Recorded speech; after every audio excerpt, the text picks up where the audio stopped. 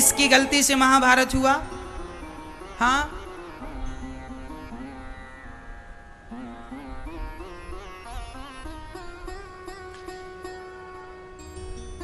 घर में जब लड़ाई झगड़ा होता है तो गलती किसकी होती है?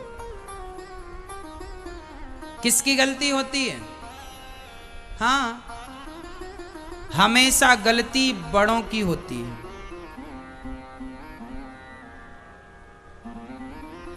है ना?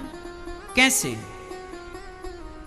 सबके घर में लड़ाई और झगड़ा होता है, पर बड़ों का काम है कि वह डांट कर, जरूरत पड़े तो मार कर, जरूरत पड़े तो घर से हाथ पकड़ के साम दाम दंड भेद, 4 बातें हैं हमारे यहां। समझाओ, साम, दाम, पैसा दे भैया, पैसा ले ले, मान जा, नहीं मान रहा है तो दंड।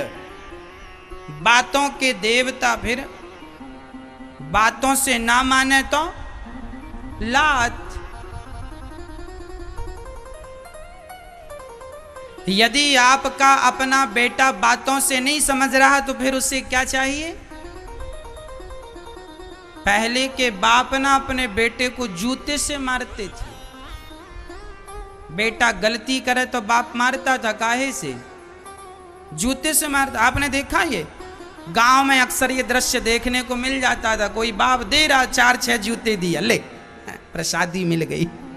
फिर बच्चे मजे लेते, क्या हुआ? प्रसादी मिल गई। पहले के बच्चे ना बुरा नहीं मानते थे बाप जूता मारता था तो, और आजकल तो बाप जरा सा मार दे तो बेटा नाराज हो जाता। तुमने जूजू बना लिया बच्चों को। पहले की ठीक तो जूता खाने के बाद भी चुपचाप घर में जाके सो जाते थे। तो समझाओ, साम दाम, पैसे लेके मान जा, पैसे से ना माने तो जरा दंड दो, और दंड से भी ना माने तो चौथा है भेद, उस व्यक्ति का त्याग कर दो। पूरे महाभारत में गलती बड़ों की है। उनमें सबसे बड़े कौन? सबसे बड़े तो पितामह भीष्म थे, पर पूरी गलती हम पितामह भीष्म के कंधे पर नहीं डाल सकते। सबसे बड़ी गलती है धृतराष्ट्र की। पितामह की भी गलती है।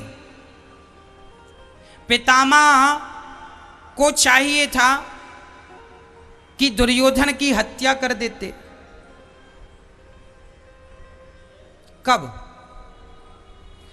अब बताओ, पितामह जैसे दिग्गजों के सामने किसी महिला की साड़ी उतर रही है, क्या ये पितामह जैसे महापुरुषों के सामने शोभनीय था? अपराधी को दंड मिलना चाहिए कि नहीं? और भरी सभा में किसी स्त्री की साड़ी कोई उतार रहा है, उसे यदि पितामह भीष्म मृत्यु दंड दे देते तो न्याय की प्रतिमूर्ति के रूप में उभर के आते कि नहीं? अरे ऐसा न्याय पितामह ने मार दिया। एक बाण उठाते और पितामह के बाणों का तोड़ धरती पर किसी के पास नहीं था। पितामह को इच्छा मृत्यु का वरदान था, और पितामह जैसा दिग्गज ना भूतो ना भविष्यति, ना हुआ उसके पहले ना उसके बाद कभी कोई हो सकता है। पितामह तो पितामह है। पितामह भीष्म यदि चाहते दुर्योधन को उसी समय मार देते जब उसने ये कहा था। 2 लोगों को मार डालते, दुशासन को और दुर्योधन को। दुर्योधन कहता है अपनी भाभी को, द्रौपदी दुर्योधन की कौन है? भाई। धृतराष्ट्र और पांडु ये एक बाप की संतान है, भाई भाई है, मां अलग अलग है। तो जो धर्मराज युधिष्ठिर थे वह दुर्योधन के बड़े भाई थे, चाचा के लड़के, काका के लड़के। तो काका का लड़का भी तो हमारा भाई ही होता है, और बड़ा है तो बड़ा भाई होता है। तो ये जो द्रौपदी थी, इस रिश्ते से बताओ द्रौपदी दुर्योधन की क्या लगी? भाभी लगी। तो कोई देवर अपने भाभी की साड़ी उतारने लग जाए सबके बीच में, तो ऐसों को मार देना ही धर्म है कि नहीं? बोलो।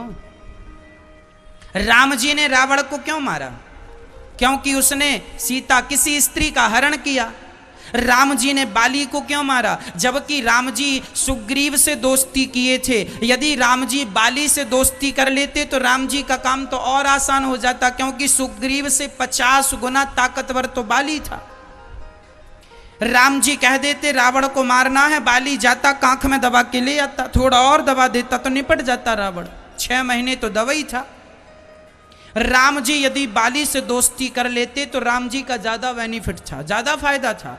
लेकिन राम जी ने ताकतवर आदमी से दोस्ती नहीं की, बाली से दोस्ती नहीं की। क्यों नहीं दोस्ती की? तू भले कितना भी ताकतवर है पर तू अपराधी है, तूने अपने भाई की पत्नी को रख रखा। इसलिए जो अपने भाई की औरत को कुदृष्टि से देखता है, ऐसा कितना भी ताकतवर हो, ऐसों से हम दोस्ती नहीं करते। राम जी कह रहे हैं तू गलत है, भले ताकतवर है, तेरी ताकत है, इसका मतलब ये कि दूसरे अपने भाई की पत्नी को, ये अपने भाई की पत्नी को रखा था, सुग्रीव की पत्नी को इसने रखा था बाली ने, इसलिए तो राम जी ने मारा। अनुज बधु भगनी सुतनारी सुन सठ कन्या सम ऐचारी, इन्हीं को दृष्टि विलोकय जोई, ताही बधे कछु पाप ना होई। जो अपने भाई की पत्नी का हरण करके उसके साथ दुराचार करे, ऐसे को मार देना ही पुण्य है या नहीं?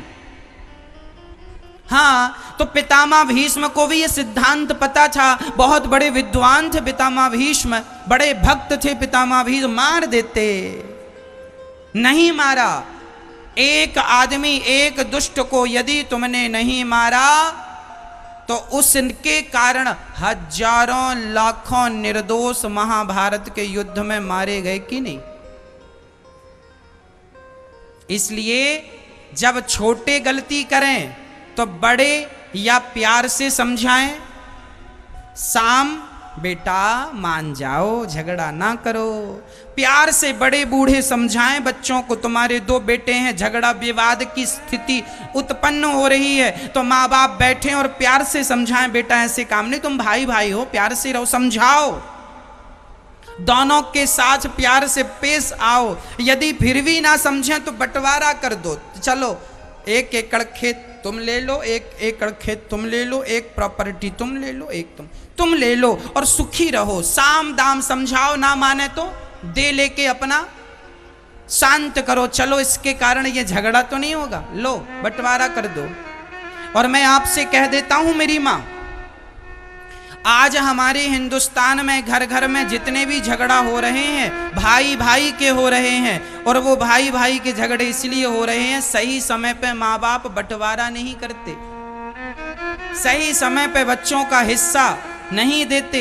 एक बूढ़ा आदमी बोला मैं तो मर जाऊंगा पर अपने बेटों को जीते जी बंटवारा नहीं करूंगा। अरे जीते जी बंटवारा नहीं करोगे तो तुम मरोगे, उसके बाद तुम्हारे मरने पर ये बच्चे 1-2 मर जाएंगे। 5 बेटे थे और बाप ने ठान ली कि मैं जीते जी बंटवारा नहीं करूंगा, तो क्या होगा? तुम मरोगे तो प्रॉपर्टी के लिए ये भाई भाई आपस में लड़ेंगे, 1-2 मर जाएंगे। तो क्या ये समझदारी है बाप की? ये समझदारी नहीं है। फिर समझदारी क्या है?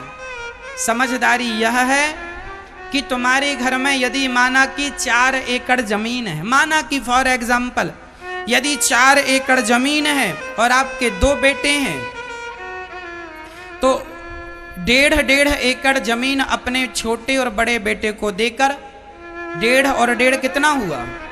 3 हुआ। अब बची 1 एकड़ अपने पास रखो बुढ़ापे में, और ये वसीयतनामा में लिख दो, जो सेवा करेगा उसकी संपत्ति है ये। तो धन के लालच से तुम्हारी सेवा भी हो जाएगी और झगड़े का कोई हिसाब नहीं होगा। यदि दोनों बेटे सेवा करें तो 1 एकड़ को दोनों बांट लेंगे, और दोनों नहीं करेंगे तो फिर एक ही बांटेगा। मतलब कुल मिला के आपके घर में विवाद ना हो, इसके लिए बूढ़ों को तैयारी कर लेना चाहिए। गलती तब होती है जब आप सही समय पर सही निर्णय नहीं लेते। महाभारत का युद्ध क्यों हुआ? बंटवारे के कारण हुआ। भाई दुर्योधन ने पांडवों की सारी संपत्ति हड़प ली, जुए में जीत ली, और पांडवों से कह दिया कि तुम 12 साल का वनवास 1 वर्ष का अज्ञातवास पूरा करके आओगे तब लौटा देंगे। जब वो आए और मांगने लगे हमारा अधिकार हमें दो, तो देने से मना कर दिया। और मना किया तो महाभारत।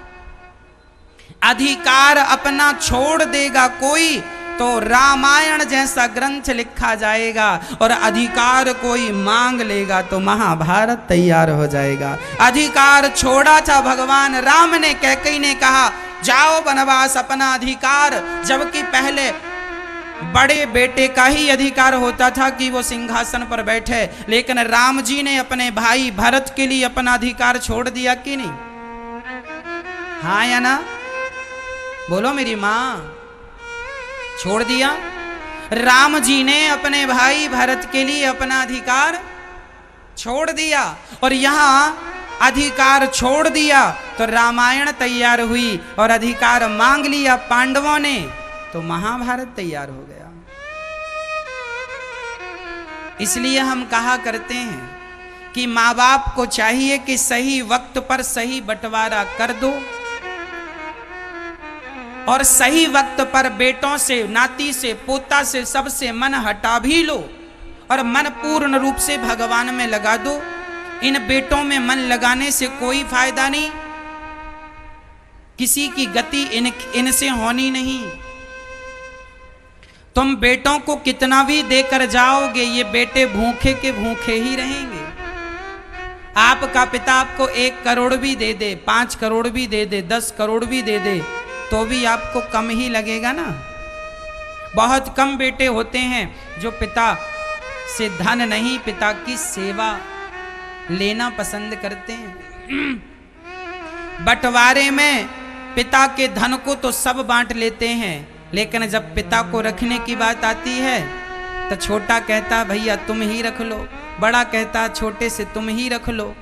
और यहां तक रखने की बात तो ठीक है, बूढ़े आदमी का जैसे तैसे गुजारा तो हो जाता है, लेकिन जब लोग मर जाते हैं, जब आप मरेंगे ना, और आपके यदि 2 या 3 या 4 बेटे होंगे, जब आप मरेंगे तब आपके बेटे क्या कहेंगे? बड़ा कहेगा छोटे से तुम ही तेरे ही कर लो।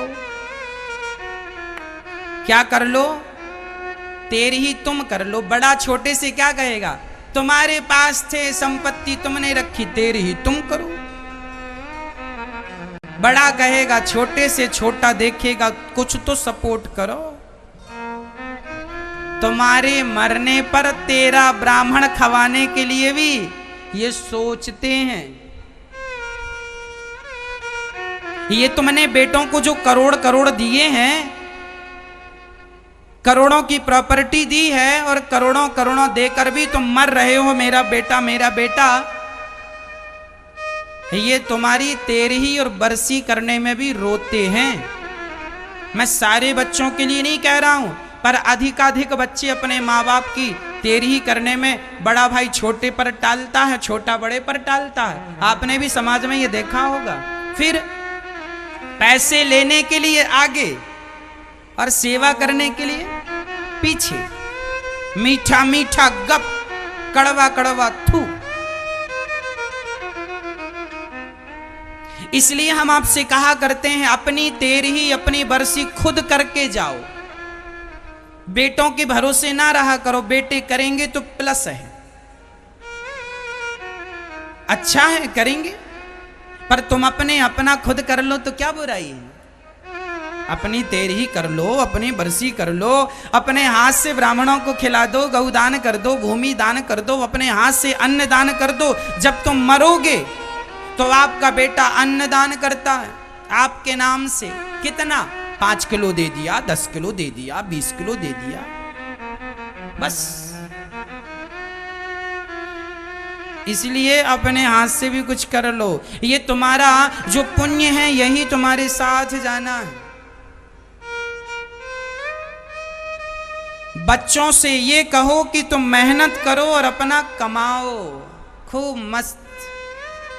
महाभारत का युद्ध केवल पितामह भीष्म की गलती ये रही है कि उन्होंने दंड नहीं दिया, और दुर्योधन के पिता धृतराष्ट्र की सबसे बड़ी गलती ये रही है कि ये अपने पुत्र के मोह में अंधे तो थे ही, आंखों से, जो भीतर की कुछ आंखें होती हैं ज्ञान वैराग्य की, उन आंखों से भी अंधे थे पूरी तरह से। धृतराष्ट्र पुत्र मोह था।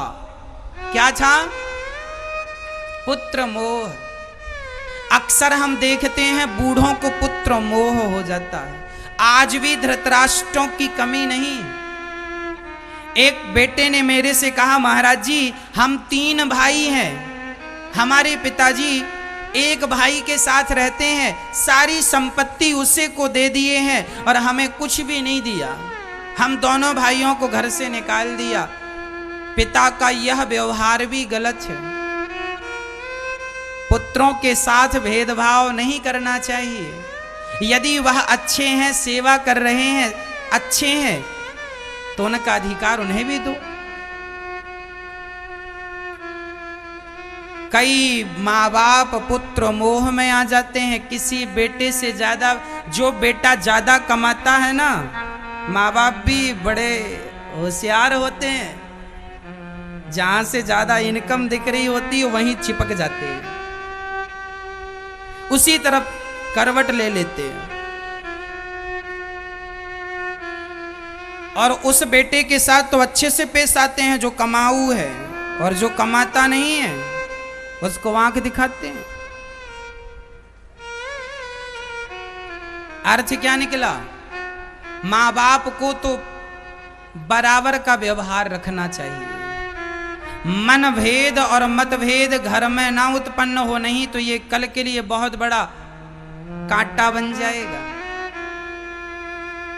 इसलिए महाभारत की एक एक बात समझने लायक है।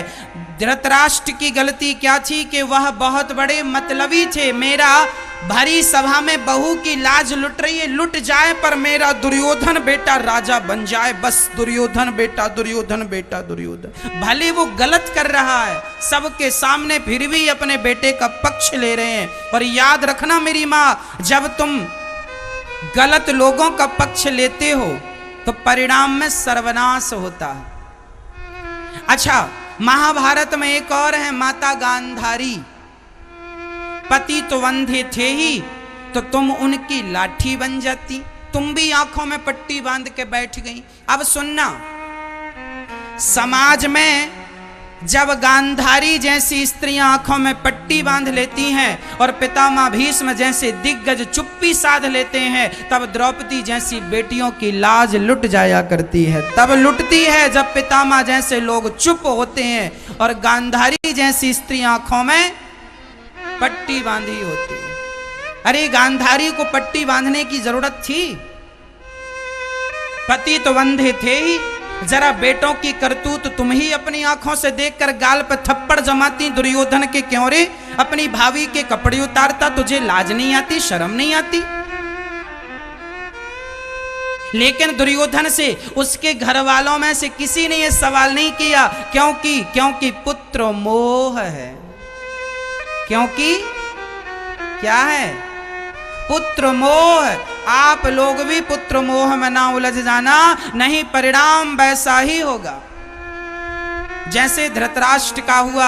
आंखों के सामने 100 की 100 बच्चे मारे गए, और जब मरा दुर्योधन तो धृतराष्ट्र को उनके अपने पानी देने वाले नहीं बचे। भीम भैया रोटी कैसे देते हैं धृतराष्ट्र को? ए बुढ़े, ये लोग खा लो। एक दिन धृतराष्ट्र रो रहे हैं, विदुर विदुर विदुर सुनो, क्या ये भीम जो है हमें कुत्तों की तरह रोटियां फेंक फेंक के देता, बुढ़े खा लो।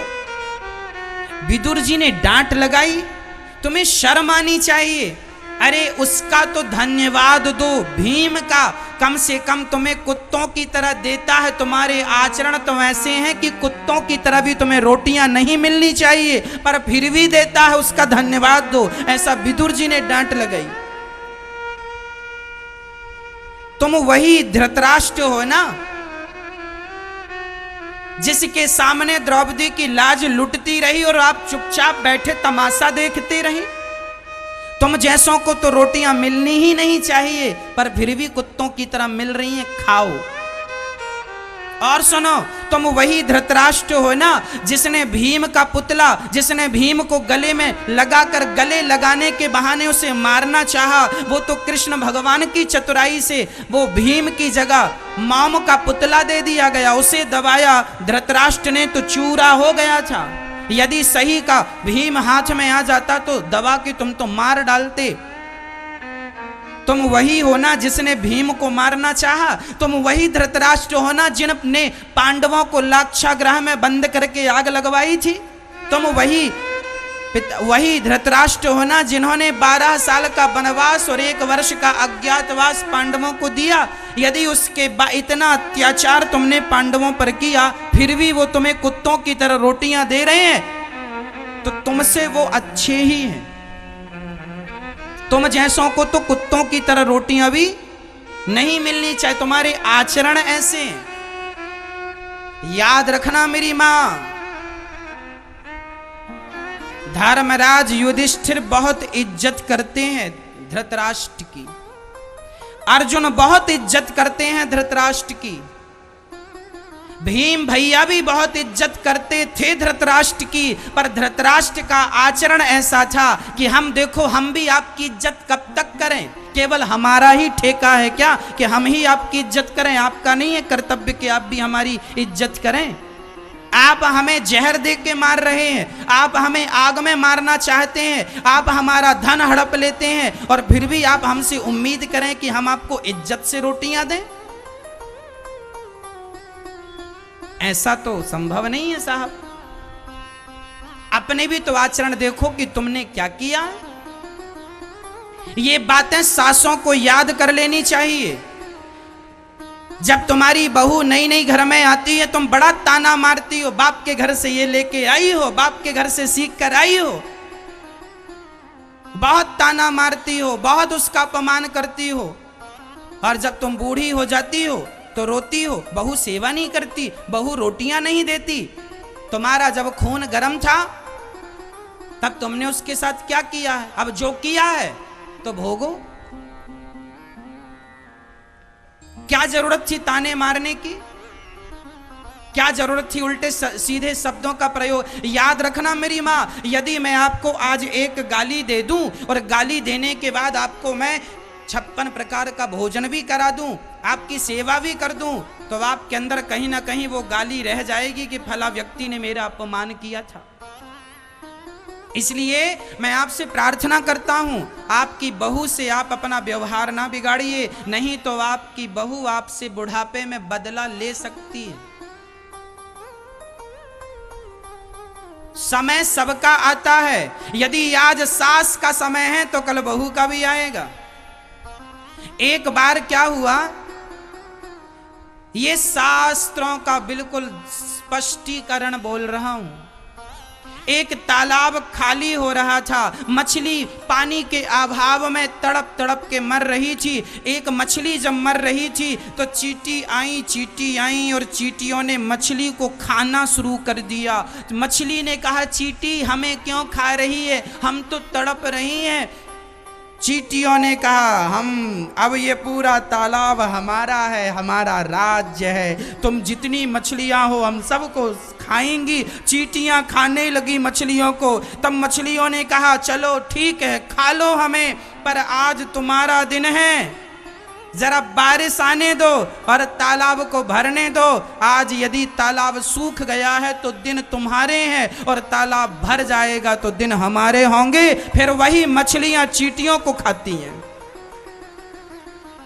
वही मछलियां चींटियों को खा लेती हैं। याद रखना मेरी मां, समय सबका आता है।